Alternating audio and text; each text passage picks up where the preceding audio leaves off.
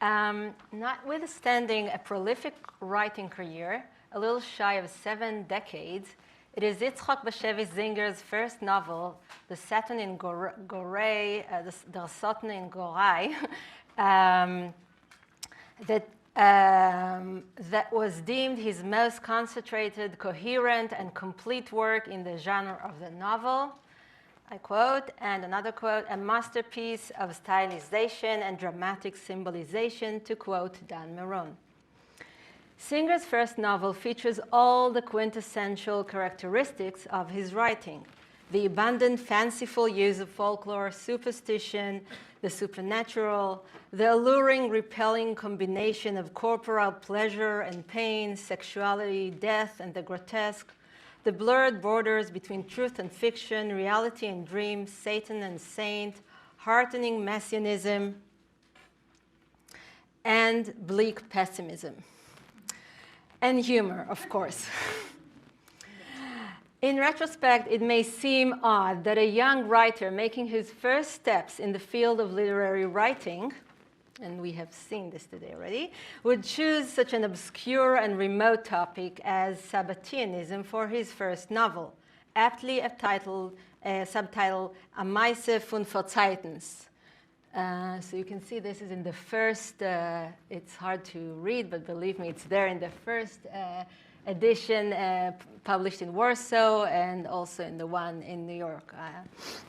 Okay, so a tale from faraway times. It is less surprising when considering the immediate context of the publication, the short-lived literary journal Globus, we've seen that too, in which the novel was originally serialized, as well as the general zeitgeist in Yiddish culture of the time.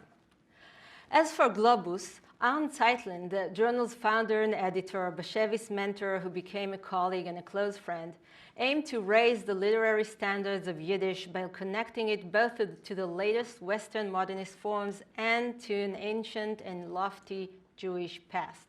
He himself published in Globus a play titled Estherke und Casimir der Größer, which was also produced in the late 30s in the New York Yiddish Theater. This is the poster you see here.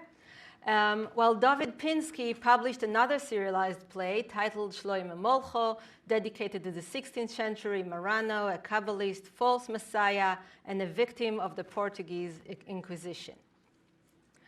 Of course, the fascination with ancient Jewish legends, rituals, heroes, and anti-heroes hasn't started with Zeitlin. Modern Yiddish writers constantly evoke historical and ethnographic topics. Einskis play the Dybbuk, critically described by Bialik as a patchwork of folkloristic findings, is probably the most renowned example. Yosef Opatoshu's historical novel, stretching from Elia Bocher and 16th century Regensburg to his Polish Wälder, is another. Significantly, and this indeed is the focus of my paper today, Yiddish writers and artists tend not only to themes or motifs, but also to traditional forms and modes of expression, which they mimicked or echoed, writing Chassidish, to use Peretz coinage, or performing what he called Überdichtung, aesthetic transformation, often accompanied by experimentation, as in his play, which was also mentioned here, Bei Nacht auf den Alten Markt. I think it was Lansky who said that he's still struggling to understand it. So A Night in the Old Marketplace. A notable example of this formal quest is Moshe Broderson and Eli Sitzky's Sichas Chulin, Idle Chatter, published in Moscow in 1917, a modernist retelling of a Yiddish erotic poem. The double columns of the Hebrew script, the ornamental and archaizing style of drawing, and the work's presentation, it was rolled like a scroll and boxed in a mezuzah-like box, all emulated traditional Jewish art forms. And to go back to Zeitlin, his 1929 Yiddish play Jiddenstadt not only took place in a medieval German Jewish community, but also constituted a bold attempt to write a modern piece in Old Yiddish. Or as he writes himself here, this is from the play, stilisiert à la Alt Yiddish, or in other words, in abridged Alt Yiddish to make it a little more accessible for both the actors and their audiences. And this, too, was even staged in 1929 by the Wilner Truppe. I must say, it wasn't a great success, and I don't know if it's the a la Alt Yiddish style that is to blame, but it was a bold attempt, nevertheless. Interestingly, not only artists, but also historians were eager to discover, embrace, and emulate old Yiddish forms. A close look at the magnificent cover of Max Erich's and influential study, Die Geschichte von der jiddischer Literatur von die älteste Zeiten bis der Haskolet Kufe, published in 1928, reveals a striking resemblance to the title page of the Meisebuch Editio Princeps from Basel 1602 that appears on page 354 of Erich's book, which in itself was pirated. So the Meisebuch title page was pirated from a marvelous title page by Hans Holbein, no other than the young Hans Holbein, who designed such weighty oeuvres, this is in the 16th century, such as Luther's Bible and the Corverdale Bible, the first complete modern English translation of the Bible. Okay, so as scholars as Chava Tunyansky and Shmeruk have shown, Erich and Max Weinreich's scholarship, this was also the source for, these were the sources where modern Yiddish writers, including Manger, Zeitlin, Opatoshu, Bashevis, learned about old Yiddish books and instantly quoted, mimicked, and appropriated them. Interwar Yiddish scholars, writers, and artists were all taking part in this common national project of inventing or proving a seemingly organic tradition, a sense of rootedness, continuity, heritage. Weinreich and other scholars directly expressed their social and nationalist goals, their will to promote exactly this notion of heritage, cultural tradition. As in the opening of Max Weinreich, Bilder von der jiddischer Literaturgeschichte, in dem dosigen Buch will ich da weisen, dass unsere altjiddische Literatur ist nicht kein Altwerk heul für Spezialisten. Und ich will peulen Leute meine Keuches, dass sie soll werden a lebendig eigens von unserer ganzen Zibber. So he's writing about old Yiddish not for a specialist, but for the whole public. Okay, so questions like we saw, there were always these haunting questions of, is Farana Yiddish literature, and is there a literature, and is there a history? So they kept proving that there is, and von die älteste Zeiten bis der Haskolet Kufe and so weiter. So hundreds of years of Yiddish literature and Yiddish culture. In dedicating, okay, so back to Bashevis. In dedicating his first novel to a Sabbatean community and emulating sources such as the 17th century chronicle Yeven Metzulah, Bashevis was then well rooted in Yiddish culture of his time. He was responding to major trends such as the turn to folklore or the apocalyptic tradition, while he was also reacting against them. For example, as Itzik Gottesman has shown, against the idealization of folklore, as in Ansky's romantic interpretation of the Dybbuk. So romantic both in the sense of the Dybbuk as a love affair, which was Ansky's highly successful invention, and romantic in the sense of a romantic nationalist tradition. At the same time, so I would like to argue, Sotan in Goray reveals also a very personal journey, namely the young writer's quest for and discovery of his own voice, which he ultimately finds in the voice of the anonymous storyteller of the Meisebuch and the character of the unnamed Dybbuk. Okay. So, while many scholars have tried to find a key, next one is better. While many scholars have tried to find a key that would solve this perplexing novel, suggesting that it may be read as a parable rejecting communism, so Seth Wallett's socialism, nationalism, Jewish or other, or any form of salvation, Meron, I would like to turn our gaze to the inconsistencies in this multi-layered novel, and above all, to the chasm between the story told in the novel as a whole, spread on 2 books, 25 chapters, and its odd retelling in the last 2 chapters, offering a different perspective on the whole Maaseh. Interestingly enough, these chapters hasn't received much scholarly attention. Shmeruk, for example, views them as yet another opportunity for the writer to showcase his linguistic and stylization skills, much like the letter from Lublin chapter, in which Bashevis masterfully reproduces in modern Yiddish an old-style letter written in Lashon Kodesh. And of course, we see it is very stylized, and this is why everybody's talking about this stylization. He has all these hakdomes that he knew maybe from books, but mostly probably from Weinreich's book, from Eric's book. So here in the Alt Yiddish style, these introductions which tell the reader why it's worth his while or her while to read it, and how it will help us vertreiben dem Satan, so kick out the Satan, etc.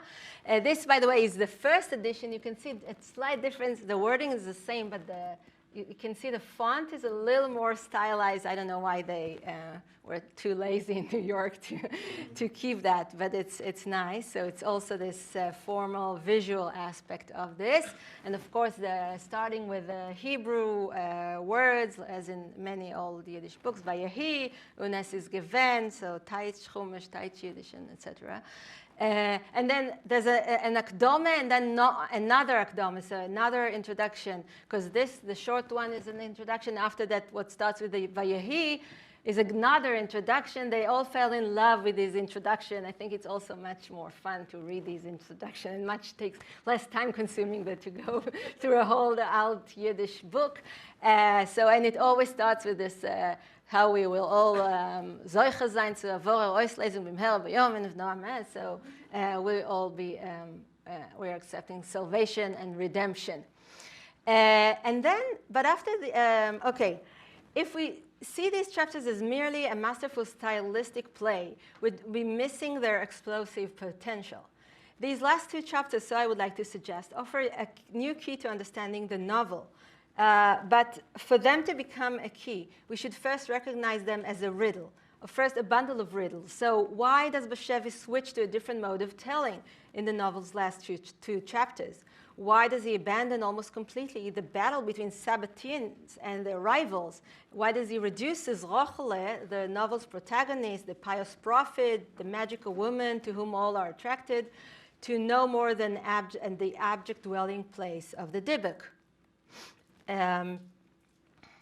Wait. Oh, let me see. Okay. Okay, never mind.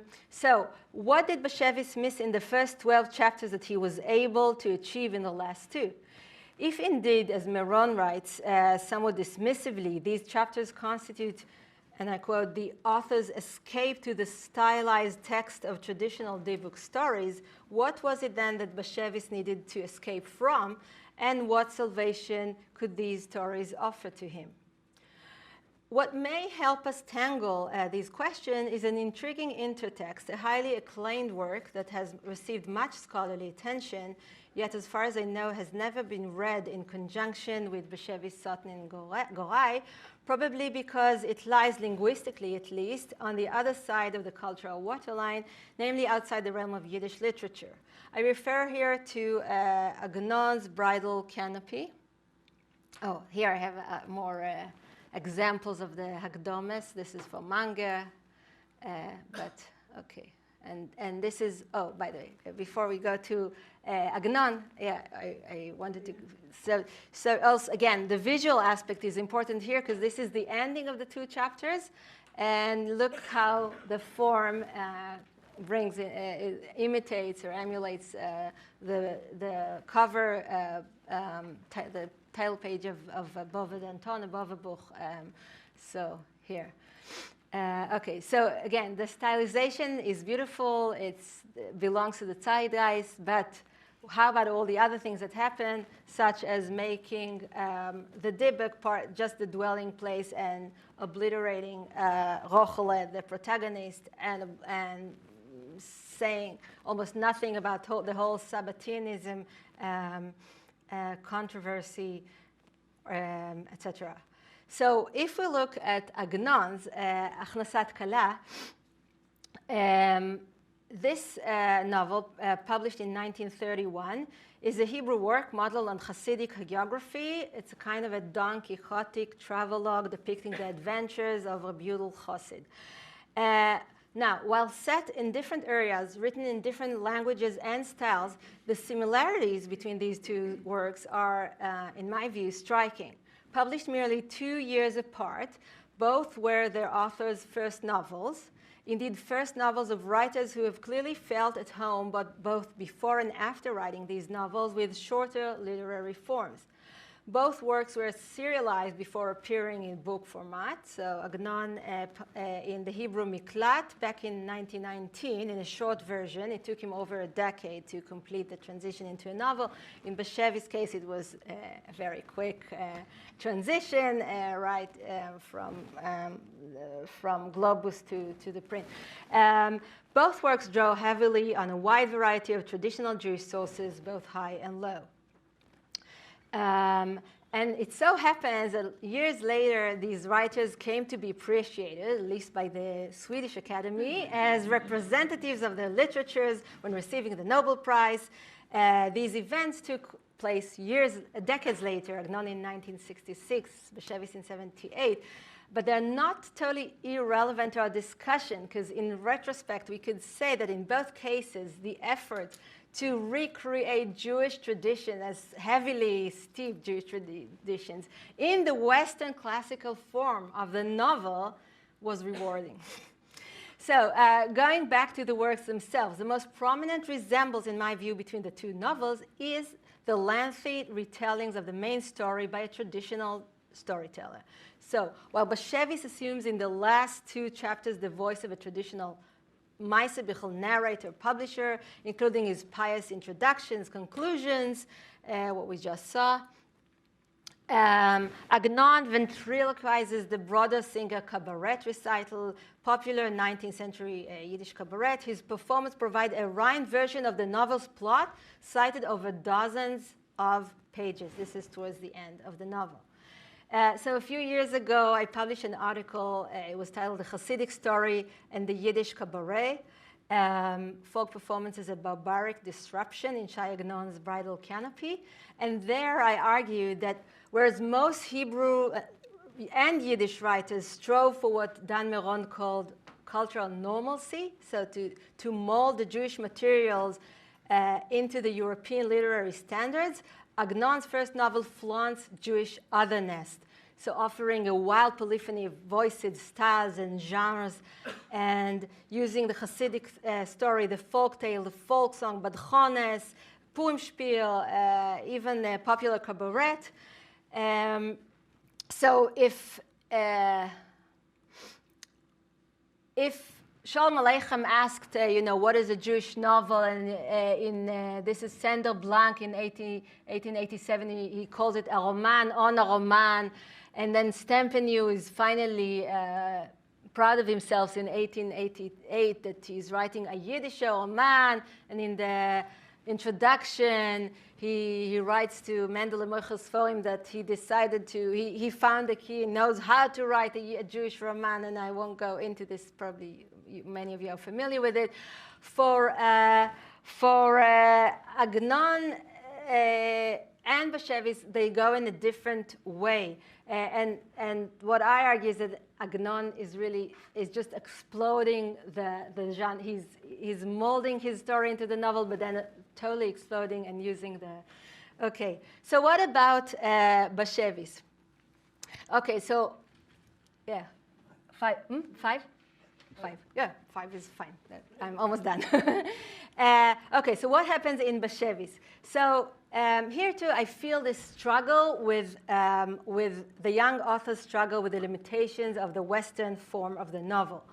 And part of the problem, I think, is a problem with the material, which is, good material on endless occasions for blasphemy, religious practices, obscene rituals, etc. But it comes at a price. The problem of the failed Messiah. There's no happy ending, and there isn't even a tragic ending, like Hamlet style. We're just left alone in the dark, falling into the abyss of Zinger's pessimism. Yeah, and there's a famous, maybe you're familiar with this famous study from '56, when prophecy fails, these Festinger and others, they try to understand what happens to a group of people who believe in something and it doesn't happen. This was about people who believed in UFOs, but it can also relate to other sects and beliefs. And I ask, what happens to the readers, if you write about such a theme? And I felt this also reading Bashevis, that you get to the end, and this is the end, and it's very sad, and everybody knows that the Taivel, the Satan is in a Yiddish Tochter, and Gedalia is in the house, but it's not a very, I don't know, it's not the best ending in my view. I think. And I felt that even reading Olga Tokarczuk's books of Jacob, in a sense, it's a great topic, but what happens when you get to the end? And so Bashevis knew the Dybbuk story solves this because it's much more fun. You could go and read it, and everybody is dying, and the Rosh maybe became a bishop, and first Rochele dies, and then her husband, and it's much more fun. It's much more tragic, and so that's one way it solves the problem. And another thing that happens there is that the whole novel is written in this omniscient, all-knowing narrator, and then suddenly we have here a monologue and a very, we have an interview, verbizdu, and then the Dybbuk is very happy to answer, and he has this very long monologue. And the monologue is, of course, how he was always abgegeben mit Pritzes, and this, and Chutzpah, and Leitzim, and all the good things that we know, these monsters and that... and ghosts that the Bashevis like. So it's also a good place to put all the, the humor and the body humor that Bashevis likes, that the Dybbuk is a rein durch oise mokem. And Shmeruk writes that the monologue, writes an article about how the monologue is such a central form in Bashevis writing. And this is where it starts. He has this whole novel written in the good form of the all-knowing Western narrator, but then suddenly, in the last two chapters, he finds his voice as a Dybbuk and as a monologue writer. He also, proves himself to be more, in the case of the Dybbuk, more of a misogynist. We always ask about the Dybbuk if it's empowering the woman, so she finds her way, or it's making her only the Dybbuk's dwelling place. Is she the ventriloquist or the dummy? So in this place, she's definitely only the dwelling place, and it's Bashevis who becomes the hero. So basically, so I will just say the one word, last sentence. So what we have in Agnon's novel is like in Agnon is kind of a barbaric disruption to European aesthetic norms, to the esteemed genre of the novel. But it is through this radical project of ventriloquizing the traditional Jewish storyteller that the young Bashevis is able to distill his own aesthetic voice